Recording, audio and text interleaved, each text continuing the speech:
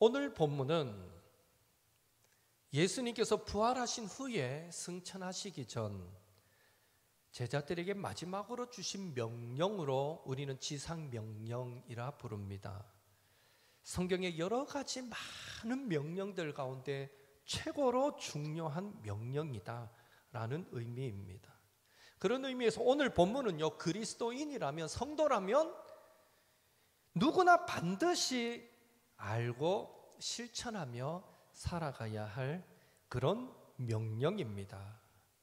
그런 의미에서 19절, 20절, 이거는 바로 나에게 오늘 지금 주시는 주님의 명령이구나 하는 마음으로 19절, 20절 한 번 더 같이 읽습니다. 그러므로 너희는 가서 모든 민족을 제자로 삼아 아버지와 아들과 성령의 이름으로 세례를 베풀고 내가 너희에게 분부한 모든 것을 가르쳐 지키게 하라.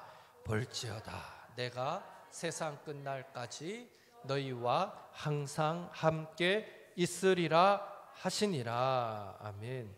모든 사람에게 복음도 전하고 그들로 예수님 믿고 세례 받고 구원 받아서 예수님의 가르침대로 살아가도록 만드는 제자가 되어 달라라고 지금 명령하고 계십니다.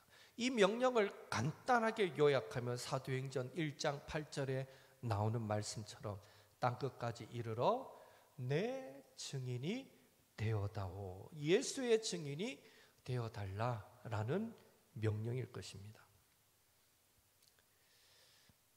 여러분, 예수님은 지금 우리 그리스도인들에게, 저와 여러분에게 증인 되어달라고 요청하고 계십니다. 증인이 된다는 것은 어떤 것일까요? 증인이 된다. 여러분, 언제 증인이 필요합니까? 어떤 것이 거짓 없는 사실이다 라는 것을 증명할 때 증인이 필요합니다. 누군가가 법정에서 자신의 무고함을 밝히기 위해 굳이 법정까지 가지 않더라도 가정에서나 일터에서 때때로 살다 보며 정말 내가 안 그랬는데, 내가 한 일이 아닌데도 마치 내가 한 일처럼 어떤 몰아지는 상황이 오게 된다면 그럴 때 증인이 필요하죠.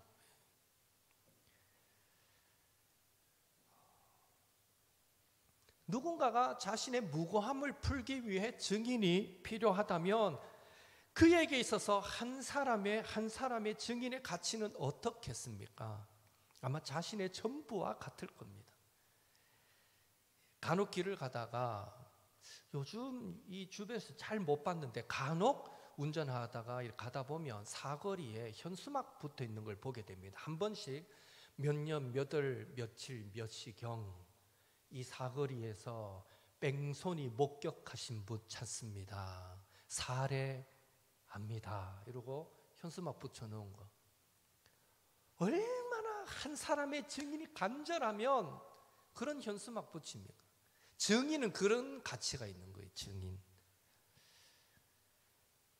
지금 예수님은 부활승천하시면서 그런 정도의 가치가 있는 증인이 되어 달라라고 우리에게 요청하고 있습니다. 그러니까 우리는 이 지상 명령도, 증인되어 달라는 명령도 우리의 바지가랑이를 막 붙잡고 늘어질 정도의 그런 예수님의 간절함이 담겨 있는 명령이다 라고 우리는 기억해야 하는 것입니다. 난 네가 나의 증인이 되어줬으면 좋겠는데 힘들면 말고가 아니라 난 네가 나의 증인이 되어줬으면 정말 좋겠어. 나의 증인이 되어다오. 나에겐 너밖에 없어. 네가 아니면 누가 구원의 길인 나를 전하겠니? 네가 아니면 누가 나의 가르침을 삶으로 살아서 많은 자들에게 나타내겠니? 나에겐 정말 너밖에 없어. 나에겐 너밖에 없어 하는 정도의 간절함이 나의 증인이 되어다오 라는 말씀인 것입니다. 그래서 우리 한 사람 한 사람이 예수님께, 주님께 너무너무 소중한 존재입니다. 이런 사실을 기억하시고 하루하루 살아가실 때 어디에서나 무슨 일을 하시든지 꼭 내가 아니어도 할 사람이 있겠지의 자세가 아니라 예수님께서 나밖에 없다고 하시는데 하는 이런 마음으로 힘써 제자의 증인의 삶을 살아가려고 몸부림치시는 저와 여러분이 될 수 있기를 예수님의 이름으로 축원합니다. 이 말씀이 믿어졌으면 좋겠는데 정말 예수님이 나를 그렇게까지 나를 원하시는구나, 그렇게까지 나를 기대하시는구나. 한번 마음에 좀 깊이 한번 그 마음을 가져보셨으면 좋겠습니다. 그런데 우리가 성경을 자세히 읽어보면 예수님께서 이 엄청난 명령을 내리실 때 무턱대고 제자들에게 모든 민족으로 제자를 삼으라고, 나의 증인이 되어달라고, 제자의 삶을 살아달라고 말씀하시지 않음을 우리는 알게 됩니다. 예수님도 사실은 저와 여러분이 얼마나 연약한 존재를 그런 존재인지를 너무너무 잘 아시기 때문이죠. 제자의 삶, 증인의 삶을 감당하기에 우리가 어쩌면 영양 부족임을 주님은 잘 아신다는 것입니다. 그래서 이 엄청난 명령을 내리시기 전에 18절에 보면 예수님은 먼저 이렇게 말씀합니다. 하늘과 땅의 모든 권세를 내게 주셨으니, 이미 예수님은 하나님으로부터 온 우주 만물을 통치할 수 있는 권세를 부여받으셨다라고 말씀하고 있습니다. 그렇다면 예수님께서 하늘과 땅의 모든 권세를 하나님으로부터 받으신 그것 가지고, 그것하고 또 제자들에게 너희들이 제자의 삶, 증인의 삶을 살아다오 명령하는 것과 무슨 관계가 있기에 19절 말씀은 그러므로 라고 연결하고 있느냐라는 것이죠. 그 관계는 예수님 찬양이라는 찬양만 부르면 답이 딱 나오게 되어 있습니다. 예수님 찬양, 예수님 찬양, 예수님 찬양합시다.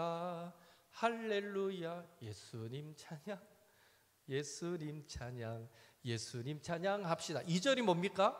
예수님 권세, 예수님 권세, 예수님 권세, 내 권세. 할렐루야. 예수님 권세, 내 권세. 그렇습니다. 예수님의 권세는 바로 권세는 우리의 권세가 됩니다. 그래서 예수님께서 하늘과 땅의 모든 권세를 내가 하나님으로부터 받았다라고 말씀하실 때 그것은요, 예수님의 모든 권세는 예수님의 제자들의 것이다. 지금도 예수님을 믿는 성도들에게 이 예수님의 권세가 주어진다라는 의미가 되는 것입니다. 오늘 저와 여러분에게 이 권세가 있음을 믿으시기 바랍니다. 믿으시기 바랍니다. 그렇다면 제자들이 하늘과 땅의 모든 권세를 받았다라는 것이 초대교회 안에서 어떤 모습으로 나타났습니까? 사도행전에서 우리는 그 흔적들을 찾아보게 됩니다. 금과 은 나 없어도 내게 있는 건 내게 주리. 곧 나사렛 예수 이름으로 일어나 걸으라. 그는 뛰었네, 걸었네, 찬양했네. 여기까지. 참 주일학교 때 잘 배워놓으면 오래오래 기억에 남는 것 같습니다. 예수님의 권세가, 예수님의 이름이 선포되는 곳에서 안전뱅이도 못 걷는 자도 일으키는 그런 권능으로 나타났습니다. 예수님의 이름으로 귀신도 떠나갔습니다. 심지어 사도행전 20장에 보면 유두고라 하는 청년이 창문에 걸터 앉아 있다가 바울의 설교가 길어지자 어떻게 했습니까? 졸다가 떨어져서 죽었습니다. 그렇지만 살아난 역사가 예수님의 이름으로 나타났습니다. 여러분, 유도고가 예배하다가 죽지 않고 다른 곳에서 죽었으면 절대로 다시 못 살아났을 것입니다. 우리의 환경, 우리의 상황이 죽음과 같을지라도 예배의 자리를 포기하지 않으면 하나님께서 죽은 자도 살리시는 역사를 우리의 가족 일터, 우리의 인생 가운데 일으켜 주실 줄 믿습니다. 그래서 죽을 것 같더라도 교회에 와서 죽어야 됩니다. 다른 데서 죽지 말고. 그뿐만이 아닙니다. 예수님은 제자들에게 지상 명령을 내리실 때 하늘과 땅의 권세를 주셨을 뿐만 아니라 20절에 보니까 세상 끝날까지 항상 너희와 함께 하시겠다라고 약속하셨습니다. 세상 끝날까지 항상 함께 할게. 여러분 어떤 느낌이 드십니까? 사랑 고백 같지 않습니까? 세상 끝날까지 너와 함께 할게. 마치 청혼하고 계신 것 같은 느낌이 들지 않습니까? 죽음이 우리를 갈라놓기 전에는 난 영원히 너와 함께 할 거야. 난 영원히 너만 사랑할 거야 라고 말씀하시는 것 같지 않습니까? 이런 예수님의 마음을 누구보다 잘 이해한 사람이 바울입니다.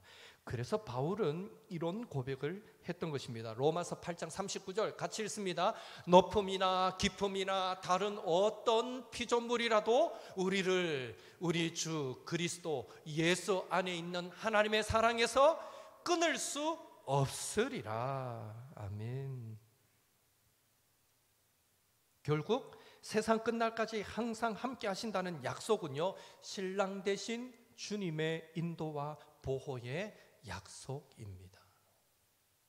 이런 권능과 약속을 제자들이 예수님께 받았기에 예수님은 연약한 제자들을 향하여, 깨어지기 쉬운 질그릇과 같은 그런 성도들을 향하여 온 세상에 예수님을 드러내고 나타내는 제자, 증인의 삶을 살아다오 하고 이 엄청난 명령을 내리실 수 있었던 것입니다.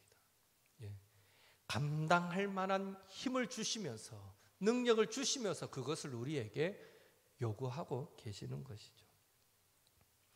예수님은 오늘 우리에게도 2000년 전 제자들에게 명령하셨던 그 명령을 동일하게 주고 계십니다. 옥토의 성도들은 가서 모든 족속을 제자로 삼아 아버지와 아들과 성령의 이름으로 세례를 베풀고 내가 너희에게 분부한 모든 것을 가르쳐 지키게 하라. 감사하게도 이 명령을 감당할 수 있도록 우리도요, 두 가지 축복을 그대로 받았습니다. 하늘과 땅의 모든 권세를 우리에게 주셨고 세상 끝날까지 항상 함께 하시겠다는 약속이 오늘 우리에게 있습니다. 우리의 힘만으로는 도저히 예수님의 명령을 이룰 수 없지만 바로 이 권세와 약속이 있기에 연약한 우리도 하나님의 일에 귀하게 쓰임받는 존재가 된 줄로 믿습니다. 그리고 이 권세와 약속은 복음 증거하는 일에만이 아니라 하나님의 자녀된 우리의 삶의 전반에서 역사하는, 지치고 힘든 일상의 삶, 실패하고 넘어지기 쉬운 일상의 삶 속에서 우리를 믿음으로 승리하게 하시는 하나님의 축복인 줄로 믿습니다. 그런 의미에서 제자로서의 삶, 증인으로서의 삶은 내가 무엇을 하나님께 드림으로써 시작되는 것이 아니라 하나님의 능력, 하나님의 약속을 더 입는 것에서 시작한다라는 사실을 우리가 기억하시고 늘 말씀과 기도 가운데 성령 충만하셔서, 말씀과 기도 가운데 성령 충만하셔서 이미 우리에게 허락하신 권세와 약속을 사용하여 가정과 일터와 교회와 세상에서 믿음의 열매, 순종의 열매, 성령의 열매, 생명의 열매 아름답게 맺으며 살아가시는 저와 여러분이 될 수 있기를 예수님의 이름으로 축원합니다. 세상을 흔히 어둡다라고 표현합니다. 그래서 우리는 빛이라고 표현하거든요. 정말 우리 그리스도인이 아니면 이 어두운 세상을 밝힐 방법이 없는 것 같습니다. 세상에서 들려오는 소식들은 늘 어둡습니다. 우리의 마음을 무겁게 만들고요, 지치게 만들고요, 힘들게 만듭니다. 오직 복음만이, 그 복음을 붙잡고 믿음으로 살아내는 저와 여러분만이 이 어두운 세상을 밝히는 빛인 줄 믿습니다. 우리가 유일한 이 땅의 소망입니다. 그 사실을 우리부터 확신하시고, 그래서 우리에게 허락하신 그 권세와 약속, 늘 말씀과 기도 가운데 성령 충만하셔서 그 권세를, 그 약속을 사용하셔서 이 세상에 아름답게 예수의 향기 나타내며 살아가는 저와 여러분 되시기를 예수님의 이름으로 축원합니다. 주님 약속하신 말씀 위에